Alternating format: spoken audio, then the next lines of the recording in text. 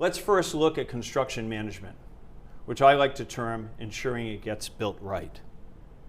Though construction management is not necessarily doing the construction itself, the construction manager will clearly manage and control the construction phase of the project. Often, this includes a significant lead in the closeout, and often it includes an awful lot of work in constructability reviews and long-range planning associated with the project. So it is not rigorously in purely the construction phase, but it does spill over to either sides. The purpose of construction management is fairly straightforward. It's to ensure that all aspects of construction are executed for the owner safely, on time, on budget, and conforming to all standards and guidelines. And there you can see some typical responsibilities: quality assurance, environmental health and safety, cost management, schedule analysis, document control, change management, contract compliance, claims avoidance, inspections. All of these are the typical jobs of the construction manager. But in thinking about construction manager, I'd like to bring up a couple of other points. First, the relationship with the owner can vary. And there are several different relationships, so I want to highlight two. First is what is known as the agency construction manager, often known as the owner's representative. And these are professional services on behalf of the owner. The contract is with the owner or the project manager himself. Contractors who are actually doing the work will have contracts with the owner. And the construction manager in this regard reports to the owner or the project manager. Now, if we have construction management at risk, that means the construction manager is actually not just responsible to serving as the owner's representative, but is actually responsible for delivering the work. The contract is with the owner or the project manager, but the subcontractors, they have contracts with the construction manager. Reporting, however, will go back to the owner and the project manager. If we take construction management and we want to map it back to our framework, let's take a look at a few of the items. First, the management focus. The management focus is on all aspects of construction to include schedule and budget, as well as quality and safety. It interfaces with design in terms of constructability, and they're going to have a focus on change management. In terms of stakeholder engagement, the construction manager is essentially focused on the owner and internal stakeholders. There will be some contact with outside agencies for permitting, but oftentimes those will be handled by the project manager. So the stakeholder engagement from a construction manager's perspective tends to be inward-facing with some continuity with the project manager and the owner. In terms of impact, the aim is to deliver the construction works, the project. And because of that, outside of the impact the project may have, there are going to be minimal long-term impacts to the organization or to the strategic effect of the organization. In terms of risk, risks are typically known, they can be quantified, and there are established mechanisms within the industry that can be applied to mitigate those risks. In no way is this to denigrate the risks or make them seem less important, but those mechanisms are there. I now would like to take a few seconds to talk about project management. Project management is about delivering the project efficiently.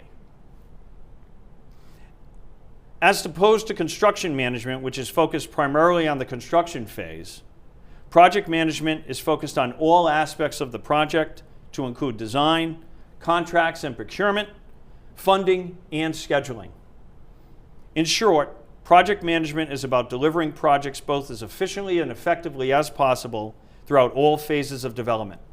Now, the purpose of project management is to ensure that all aspects of the project delivery are executed for the owner safely, on time, on budget, and conforming to all standards and guidelines. Very similar to the construction manager. However, in this case, it involves all phases of the project. This includes design. It will also include construction, because oftentimes the project manager will oversee the construction manager, procurement, and closeout turnover. Typical responsibilities will include tracking and monitoring project schedule, funding, cost, and budget. packaging and sequencing of contracts, contract interface and review, architect-engineer selection, contractor pre-qualification, design and constructability review, value engineering, permitting and compliance, contract submittal review, and scope and creep review.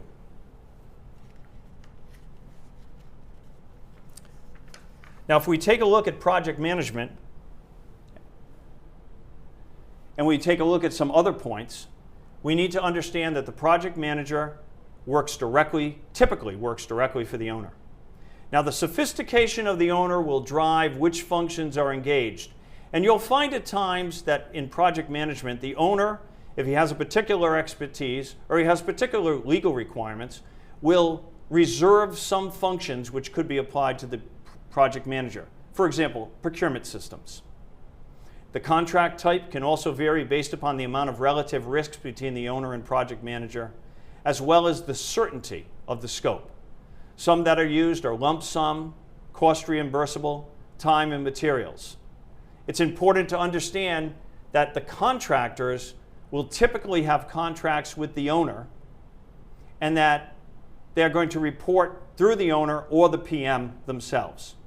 The construction manager and third-party subcontractors, both design and construction, can in fact work for the owner or the project manager, and it's often a function of the owner's capacity and desire for control. Now, if we take a look at mapping project management into the framework, let's take a look at the management focus. The management focus for the PM is typically across the entire delivery cycle. So they have to keep an eye on all aspects of the project at the same time. The key challenge will be maintaining interface across all processes. I use constructability review for an example. Ensuring that the design meets a constructability review and that the constructability review is effective is something that you would get from the project manager. Cost and schedule become key drivers. The more technical aspects of the design will go to the design management. The more technical aspects of the construction will go to the construction manager, but the project manager will really keep an eye on cost and schedule. Stakeholder engagement, really the owner remains as the principal stakeholder. However, stakeholder engagement will increase because there are other stakeholders who must be engaged. First, there will be competing and interfacing projects, particularly if we expand into a capital program. There will be other projects which will compete for resources and other projects which may be very close and require interface and intersection.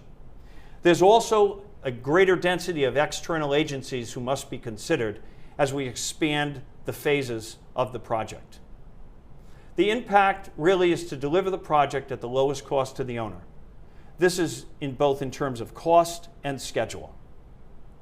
In terms of risk, again, as with construction management, the risk can be fairly well identified and can be quantified.